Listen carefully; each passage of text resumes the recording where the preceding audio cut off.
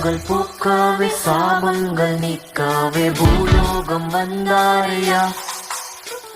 மனிதரை மீட்கவே பரலோகம் திறக்கவே சிலுவாயை சுமந்தாரையா.